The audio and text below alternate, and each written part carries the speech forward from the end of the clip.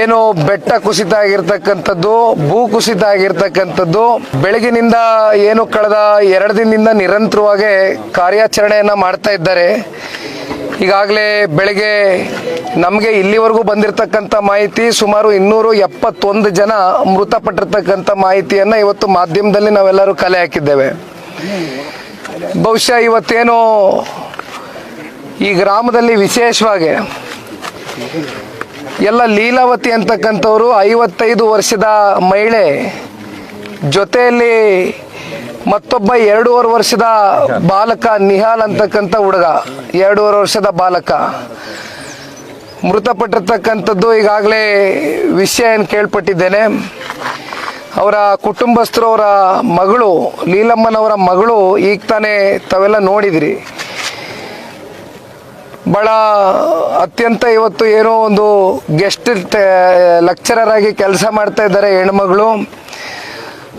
ಅವರ ತಾಯಿಯವ್ರನ್ನ ಕಳ್ಕೊಂಡು, ಆ ಸಣ್ಣ ಪಾಪುನ ಕಳ್ಕೊಂಡು ಇವತ್ತು ಅವ್ರ ಮೇಲೆ ಆಗಿರ್ತಕ್ಕಂಥ ಒಂದು ಪರಿಣಾಮ ಬಹುಶಃ ಭಗವಂತನೇ ಇವತ್ತು ಆ ನೋವನ್ನ ಭರಿಸ್ತಕ್ಕಂಥ ಒಂದು ಶಕ್ತಿ ಕೊಡ್ಲಿ ಅಂತಕ್ಕಂಥದ್ದು ನಾವೆಲ್ಲ ಬಯಸ್ಬೋದು ಅಂತಕ್ಕಂಥದ್ದು ಬಿಟ್ರೆ ಬೇರೆ ಇನ್ನೇನು ಮಾಡ್ಲಿಕ್ಕೆ ಸಾಧ್ಯ ಇಲ್ಲ. ಆದ್ರೆ ಇನ್ನು 3 ಜನ, ಜಾನ್ಸಿ ಅಂತಕ್ಕಂಥವ್ರು ಬಹುಶಃ ದೇವರಾಜ್ ಅವರು ಮತ್ತೊಬ್ರು ಅನಿಲ್ ಅವರು ಈಗೇನು ಅಲ್ಲಿಯ ಸ್ಥಳೀಯ ಒಂದು ಆಸ್ಪತ್ರೆಯಲ್ಲಿ ಇವತ್ತು ಚಿಕಿತ್ಸೆಯನ್ನ ಪಡ್ಕೊಳ್ತಾ ಇದ್ದಾರೆ. ಅವರು ಕೂಡ ಇವತ್ತು ನಮ್ಮ ತಂದೆಯವರು ಸಾಕಷ್ಟು ಜನ ಮಂಡ್ಯ ಜಿಲ್ಲೆಯ ಕೆಲವೊಂದಷ್ಟು ಜನ ಕೂಡ ಇವತ್ತು ಅಲ್ಲಿ ವಾಸವಾಗಿರ್ತಕ್ಕಂಥದ್ದು. ಲೀಲಮ್ಮನವರು 40 ವರ್ಷದ ಹಿಂದೆ ಹೋಗಿ ವಾಸವಾಗಿದ್ರು. ಜೊತೆಯಲ್ಲಿ 6ನೇ ತಾರೀಕೇನೋ ಬಹುಶಃ 6ನೇ ತಾರೀಕು 10ನೇ ತಾರೀಕು ಗೃಹಪ್ರವೇಶ ಕೂಡ ನಡೆಸಬೇಕಾಗಿತ್ತು ಅಂತಕ್ಕಂಥದ್ದನ್ನ ಪಾಪ ಅವರು ಮಗಳು ಈಗ ತಾನೇ ಹೇಳ್ತಾ ಇದ್ರು. ಭಗವಂತನ ಆಟ, ಪ್ರಕೃತಿಯ ಒಂದು ವಿಕೋಪಕ್ಕೆ ಇವತ್ತು ಸಾಕಷ್ಟು ಜನ ಬಲಿಯಾಗಿರ್ತಕ್ಕಂಥದ್ದು. ಅದರಲ್ಲೂ ಇನ್ನೂ ತುಂಬ ಜನ ಮಂಡ್ಯ ಜಿಲ್ಲೆಯ ಸಾಕಷ್ಟು ಜನ ಇವತ್ತು ನಾಗರಿಕರು ಅಲ್ಲಿ ವಾಸವಾಗಿದ್ರು ಅಂತಕ್ಕಂಥದ್ದನ್ನ ನಾವು ಕೇಳ್ಪಟ್ಟಿದ್ದೇವೆ. ಆದರೆ ಸಂಪೂರ್ಣ ಮಾಹಿತಿ ಇಲ್ಲಿವರೆಗೂ ನಮಗೆ ಸಿಕ್ಕಿಲ್ಲ.